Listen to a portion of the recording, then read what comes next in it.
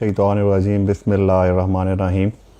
ख़वातीन व हज़रात, आज का लाइव सेशन मेरा पहला लाइव सेशन है जो कि इंटरमीडिएट के रिज़ल्ट के हवाले से है।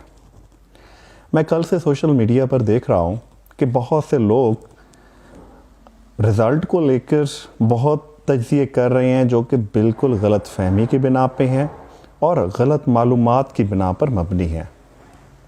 और ये सब इस वजह से हो रहा है कि उन्होंने रिज़ल्ट के हवाले से अपना मुकम्मल वर्क नहीं किया हुआ, उनके पास मुकम्मल अथेंटिक मालूमात नहीं हैं जिसकी बिना पे वो अपना तज्ज़िया कर रहे हैं और वो बिल्कुल गलत तज्ज़िया कर रहे हैं।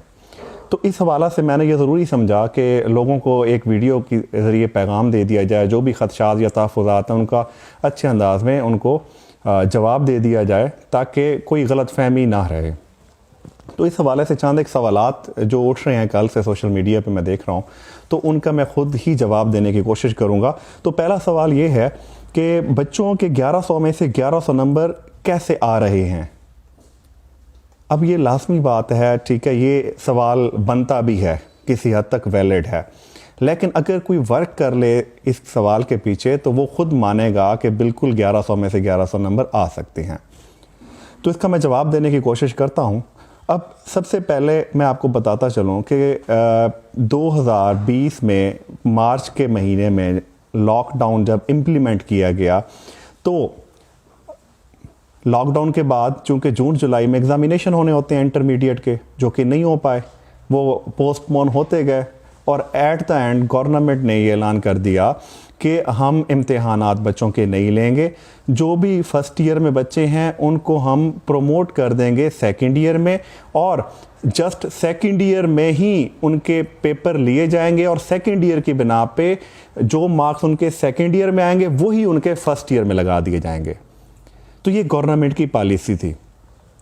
तो इसी, और जो बच्चे फर्स्ट ईयर का इम्तिहान दे चुके थे उनके और सेकंड ईयर में अभी वो पढ़ रहे थे उस वक्त 20 में, तो उनका ये हुआ कि जितने फर्स्ट ईयर में थे उतने ही उनको सेकंड ईयर में दे दिए गए और 3% एडिशनल मार्क्स भी उनको दिए गए और उनका रिजल्ट कंपाइल करके उनको दे दिया गया।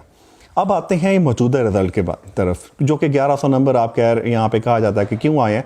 तो उसमें गवर्नमेंट की जो पॉलिसी थी कि फर्स्ट ईयर को प्रमोट कर दिया गया था बग़ैर इम्तिहानात लिए 2020 में। तो अब उनका ये जो इस मरतबा इन्होंने इम्तिहानात लिए, चूँकि अभी भी लॉकडाउन का टेन्योर ही चल रहा था आज से कुछ 4-5 महीने पहले तक, तो उसमें गवर्नमेंट ने ये ऐलान किया कि हम सिर्फ इलेक्टिव मज़ामीन के पेपर लेंगे।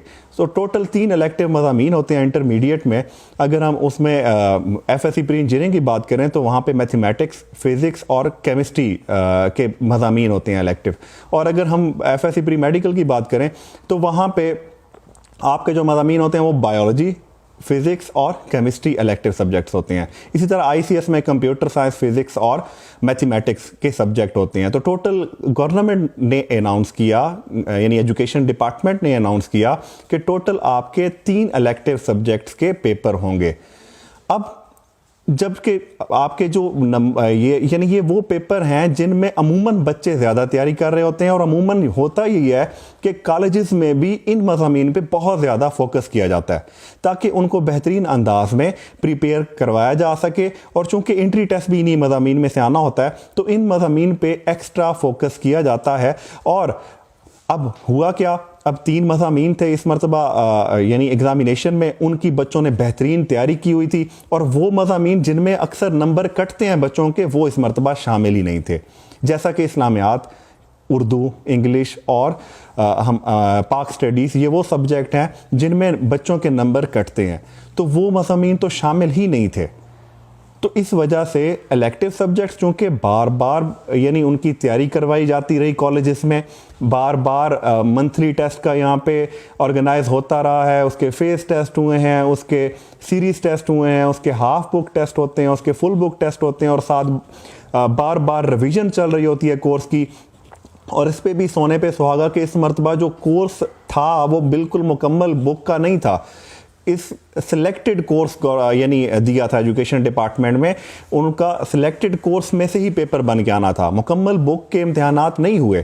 तो इसी बिना पे जबकि इतनी तैयारी भी करवाई गई, कोर्स भी उधर से कम हो गया, तो जब यानी बच्चे पेपरों में अपीयर हुए हैं तो उन्होंने बेहतरीन परफॉर्मेंस दी है। और उन्हीं अब हुआ ये कि नंबर कैसे लगे, अब बाद औक़ात लोग कहते हैं कि जी ये इस्लामियात और उर्दू और पाक स्टडीज़ और इनमें पूरे नंबर कैसे आ गए। अब इसमें एजुकेशन डिपार्टमेंट ने ये पॉलिसी बयान की थी कि जिन बच्चों के यानी जो इलेक्टिव सब्जेक्ट्स हैं उनमें पूरे नंबर होंगे तो उधर भी पूरे दे दिए जाएंगे, यानी इलेक्टिव सब्जेक्ट्स की बिना पे ही उनको उधर नंबर अलाट किए गए। उनके फर्स्ट ईयर के भी इन्हीं की परसेंटेज को देखते हुए लगाया गया और उनके जो सेकंड ईयर के जो बाकी मज़ामीन थे उनके भी यही 3 इलेक्टिव सब्जेक्ट्स के मार्क्स को देखते हुए नंबर लगा दिए गए। तो इस वजह से अब जिस बच्चे ने फिज़िक्स, केमिस्ट्री या मैथ में मुकम्मल नंबर हासिल कर लिए तो उसका 1100 में से 1100 नंबर बन जाते हैं। और ये यानी कॉलेजेस से रिलेटेड जो वाबस्ता लोग हैं वो अच्छे अंदाज में इसको समझ सकते हैं कि इन मज़ामीन में जो इलेक्टिव सब्जेक्ट होते हैं इनमें अक्सर व बेशतर पूरे नंबर आते हैं बच्चों के। तो ये कोई अचंभे की बात नहीं है कि मसलन को पहली मर्तबा तारीख में हो गया, तो ये पहले भी ऐसे ही होता था कि साइंस सब्जेक्ट्स में हमेशा पूरे आते थे और जो हमारे जनरल सब्जेक्ट होते थे, उर्दू हो गया, इंग्लिश हो गया, इस्लामियात हो गया, मुताला पाकिस्तान हो गया, तो उनमें नंबर वगैरह कुछ ना कुछ कटते थे। तो इस वजह से मैं ये कहूँगा कि ये 1100 नंबर जो आए हैं इसमें आप लोगों को परेशान होने की ज़रूरत नहीं है। ये उन बच्चों की हौसला अफजाई की ज़रूरत है कि उन्होंने मेहनत की, उन्होंने अपनी मेहनत के बलबूते पे ये नंबर हासिल किए हैं। और अगर आप कहते हैं कि 26 बच्चों ने जी या 50 बच्चों ने जी 1100 में से 1100 ले लिए तो ये कोई बड़ी बात नहीं है। जहाँ पे हज़ारों बच्चे अपीयर हो रहे हो तो उसमें से हज़ारों कॉलेजेस यहाँ पे एक बोर्ड में होते हैं, तो वहाँ पे अगर कोई 30 या 40 बच्चा अगर 1100 ले जाता है तो इसमें कोई मजाका नहीं है, इसमें कोई बड़ी बात नहीं है।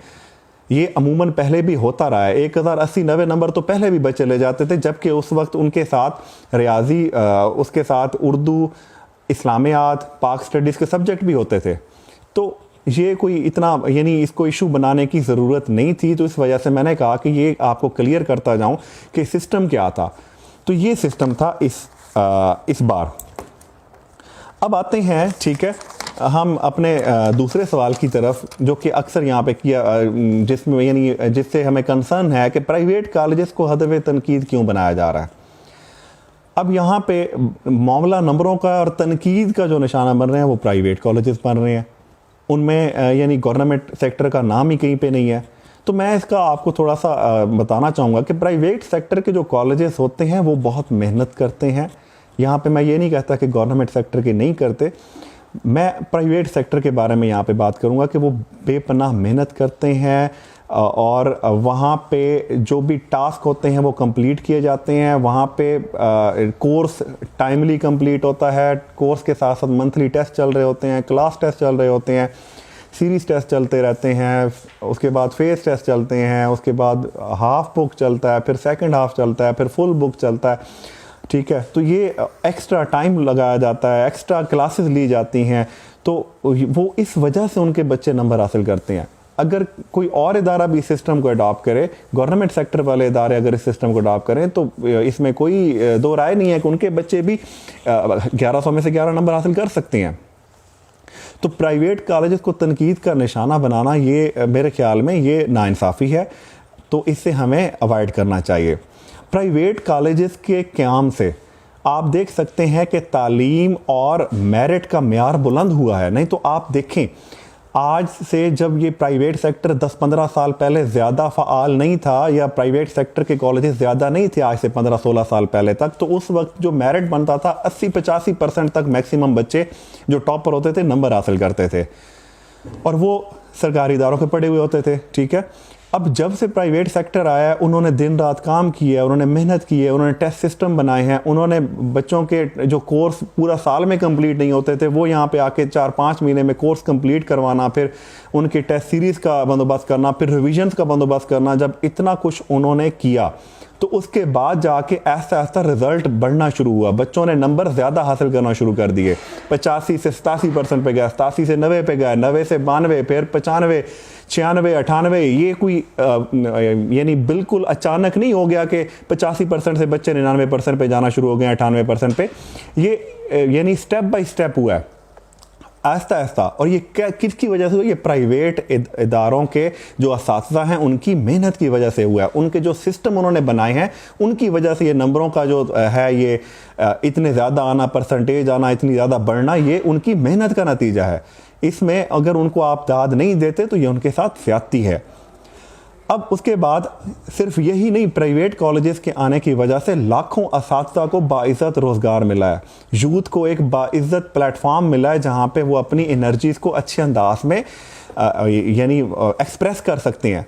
तो यूथ के रोज़गार के साथ साथ क्वालिटी ऑफ एजुकेशन इम्प्रूव हुई है, एक कंपटीशन का एटमॉस्फेयर डेवलप हुआ और उस कंपटीशन के एटमॉस्फेयर में बच्चे एक दूसरे कंपटीशन में नंबर ले रहे हैं।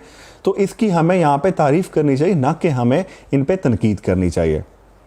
अब आते हैं सिस्टम की तरफ। कल से सिस्टम पे भी काफ़ी बात हो रही है कि एजुकेशन सिस्टम ही गलत है।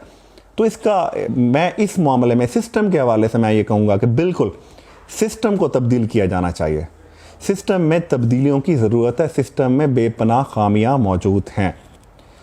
लेकिन मैं साथ ये भी कहूँगा कि सिस्टम प्राइवेट कॉलेजेस नहीं बनाते, सिस्टम को गवर्नमेंट का एजुकेशन डिपार्टमेंट डिज़ाइन करता है और वो जो एजुकेशन डिपार्टमेंट की जो पॉलिसी होती है उसी को हर जगह अपनाया जाता है। ठीक है, तो ये हमारा ये जो सिस्टम है ये गवर्नमेंट चूँकि बनाती है, तो अगर आप तनकीद करना चाहते हैं तो आप गवर्नमेंट पे करें, गवर्नमेंट के एजुकेशन डिपार्टमेंट में करें। इसमें प्राइवेट कॉलेजेस को मुरद इल्ज़ाम ठहराना ये सरासर नाइंसाफ़ी है, सरासर ज़्यादती है। लिहाजा अगर तनकीद करनी है तो प्राइवेट इदारों को देखें, ठीक है, प्राइवेट इदारों को छोड़ दें, आप गवर्नमेंट के एजुकेशन डिपार्टमेंट पे करें और उनसे इस ज़िम्मन में बात करें। ठीक है, अब आते हैं कि प्रॉपर यानी यहाँ पे ये भी देखा गया है कि अब सोशल मीडिया पे जी आप तनकीद किए जा रहे हैं, तो इसके हवाले से एक सवाल पैदा होता है कि सिस्टम में तब्दीली कैसे मुमकिन है, सिस्टम में तब्दीली आएगी कैसे? क्या सोशल मीडिया पे, फेसबुक पे, व्हाट्सएप पे स्टेटस लगाने से या पोस्ट करने से क्या तब्दीली आ जाएगी? हरगिज़ नहीं। इसका जवाब है बिल्कुल नहीं, ये मुमकिन ही नहीं है कि इस तरह तब्दीली है। तो तब्दीली के लिए जो असल प्लेटफॉर्म है उसका इस्तेमाल किया जाना चाहिए, और असल प्लेटफॉर्म क्या है? वो है पीएम पोर्टल पे आप यानी अपनी जो दरख्वास्त है या आपके तहफ़्फ़ुज़ात हैं या शिकायत हैं उनको दर्ज कराएं, या आपकी अगर कोई सजेशन है तो उसको वहाँ पे पीएम पोर्टल या सीएम पोर्टल पे दर्ज कराएं। वही मुनासिब प्लेटफॉर्म है जहाँ पे वो देख कर हो सकता है आपकी बात पे इम्प्लीमेंटेशन हो और कोई मुनासिब एक्शन हो जाए। या आप ट्विटर पे टॉप ट्रेंड बनाएं चेंज इन एजुकेशन के नाम से, ताकि मसला अरबाब इख्तियार तक पहुंचाया जा सके। ठीक है, तो ये है, इस अंदाज से आप सिस्टम में तब्दीली ला सकते हैं। जस्ट ऐसा नहीं है कि आप सोशल मीडिया पे कॉलेजेस को मुरद इल्ज़ाम ठहराते रहें और तनकीद करते रहें, इससे कोई तब्दीली नहीं आनी। ये तनकीद बराए इस्लाह नहीं है, ये तनकीद बराए तनकीद है। अब सिस्टम में जो सबको पास करने यहाँ पे भी तनकीद की जा रही थी, सबको पास नहीं करना चाहिए था, जो बच्चे फेल हो रहे हैं उनको भी पास कर दिया गया। तो इसका जवाब जो मैं देना चाहूँगा वो ये है कि बिल्कुल नहीं। ठीक है, उसमें कोई मज़ायका नहीं है, सबको पास करने में बहुत अच्छी बात है और इसको मैं चाहता हूँ कि ये कंटिन्यू होना चाहिए। उसकी वजह ये है कि जब आप लफ्ज़ फ़ेल कहते हैं, किसी बच्चे के साथ फ़ेल का लफ्ज़ लगाते हैं तो उस पर बेपनाह साइकोलॉजिकल इम्पैक्ट आता है, जिसकी वजह से बाज़ बच्चे ख़ुदकुशी की तरफ चले जाते हैं, बाज़ बच्चे ज़िंदगी में अपनी जो लाइफ है उसको डिस्टर्ब कर बैठते हैं, उनकी रूटीन चेंज हो जाती है, उनके मामूलात चेंज हो जाते हैं और वो ज़िंदगी में आगे नहीं बढ़ पाते। वालिदैन उनका फ़ौरन जो एजुकेशन का सिलसिला उसको मनक़ता कर देते हैं, उनको आगे पढ़ने से रोक दिया जाता है। एजुकेशन के हवाले से जो उन्होंने आगे बढ़ना होता है, ठीक है, सीखने का सिलसिला जो उन्होंने कायम व दायम रखना होता है वो रुक जाता है इस एक वर्ड फेल की वजह से। तो मैं यहाँ पे ये कहूँगा, अब दुनिया में ममालिक हैं, आप फिनलैंड की मिसाल लें, दुनिया में नंबर 1 एजुकेशन सिस्टम है उनका, तो वहाँ पे कोई फेल का कंसेप्ट नहीं है। उनका ये मानना है कि जो बच्चा एक 365 दिन साल कॉलेज आता है, ठीक है, वहाँ पे बैठता है, क्लासेस अटेंड करता है, सीखता है, ये बिल्कुल मुमकिन ही नहीं है कि वो कुछ ना सीखे इतने अरसे में। जो इतना टाइम लगा रहा होता है वो सीख रहा होता है। अब सीखने का हर किसी का एक यानी जो होता है, यानी आप कह लें सीखने का अमल हर किसी के लिए एक जैसा नहीं होता। कुछ बच्चे होते हैं वो जल्दी अडॉप्ट कर लेते हैं, कुछ बच्चे होते हैं जिनको आहिस्ता आहिस्ता टाइम चाहिए होता है। तो ये सीखने का अमल से बहरहाल वो गुजर रहे होते हैं, वो अपना टाइम लगाते हैं, वो बारिश हो, आंधी हो, तूफ़ान हो, उसमें कॉलेज आते हैं, क्लासेस लेते हैं। तो ये बिल्कुल तुक ही नहीं बनता कि उनको फेल कर दिया जाए। ठीक है, जस्ट एक ग्रेड सिस्टम होना चाहिए, नंबर सिस्टम को बेहतर ये ख़त्म कर देना चाहिए जैसा कि दुनिया में है कि A+ ग्रेड होता है, A ग्रेड होता है, B ग्रेड होता है, एक सर्टन परसेंटेज यानी वहाँ पे होती है कि 80 से 90% है तो ए ग्रेड होगा, 90 से अबव है तो चाहे उसके 100 भी हैं तो ए प्लस होगा, 70 to 80 है तो वो उसका बी प्लस होगा, ठीक है, 60 से 70 है तो बी होगा। यानी डिफरेंट ग्रेडिंग सिस्टम वहाँ पे अपनाए जाते हैं, नंबर्स का मसला ही नहीं होता। यानी एक सर्टन लिमिट में सबके परसेंटेज अगर डिफरेंट भी आए तो ग्रेड सेम होता है, तो इससे अच्छा साइकोलॉजिकल इम्पैक्ट होता है। तो मेरे ख्याल में हमें यानी फेल वाले सिस्टम को ख़त्म करना चाहिए। इस हवाले से मैं ये कहूँगा कि ये इनकी अच्छी पॉलिसी थी, हालांकि इन्होंने अपनाई कोरोना को देखते हुए, लेकिन बहरहाल ये एक अच्छी पॉलिसी थी। तो इसमें हम उनको मुकम्मल सपोर्ट करते हैं गवर्नमेंट को कि ये इस मामले को कंटिन्यू रखे। तो बहरहाल आज का मेरा जो यहाँ पे लाइव सेशन था वो इतना ही था कि आप यहाँ पे तनकीद करने से पहले थोड़ा सा वर्क कर लिया करें, और इसी में ही यानी हम सब की भलाई है। तनकीद बराए इस्लाह होनी चाहिए, तनकीद बराए तनकीद नहीं होनी चाहिए। आप लोगों का बहुत शुक्रिया।